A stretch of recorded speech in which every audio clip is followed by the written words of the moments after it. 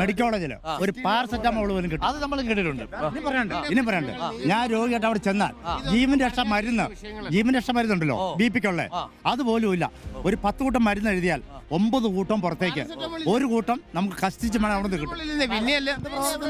ഒരു വികസനമില്ല, ഒരു ഇവിടെ ലേസർ ഷോ വേണം, അതാണ് ഒരാൾക്ക് വേണ്ടത്. വഴി വേണം, വെള്ളം വേണം, പാരസിറ്റമോൾ വേണം. അതാണ്. അപ്പോൾ താങ്ക് യു വർഗീസേട്ടാ, thank you BC, thank you Usman. അപ്പോൾ ഉഷാർ ഒറ്റ കാര്യം കൂടെ പറഞ്ഞു.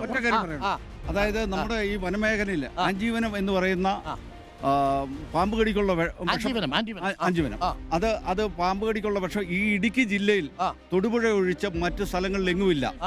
കാരണം ഈ കഴിഞ്ഞ ദിവസം അമരാവതിയിൽ ഒരു സ്ത്രീയെ പാമ്പ് കടിച്ചിട്ട് ഈ പ്രദേശങ്ങളിലെല്ലാം അന്വേഷിച്ചിട്ട് കിട്ടിയിട്ടില്ല. ആന്റിവെനം കൃത്യമായിട്ട് ആശുപത്രിയിൽ സ്റ്റോക്ക് ചെയ്യുന്നില്ല എന്നാണ് അല്ലേ? 1-ാം തീയതി പാഠപുസ്തകം വിതരണം ചെയ്യുമെന്നാണ് പറഞ്ഞത്. ഇപ്പോഴത്തെ പരീക്ഷ എഴുതാനുള്ള ചോദ്യപേപ്പർ പോലും കുട്ടികളുടെ തയ്യാറായിട്ടില്ല. പരീക്ഷ കഴിഞ്ഞു.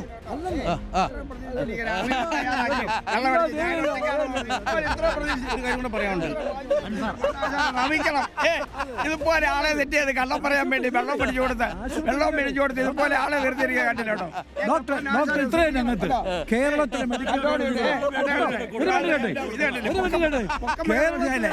എന്റെ പൊന്നാചാരം ഇങ്ങനെ കള്ളം മേടിച്ചു കൊടുത്ത ആളെ കൊണ്ട് മെഡിക്കൽ കോളേജുകളിൽ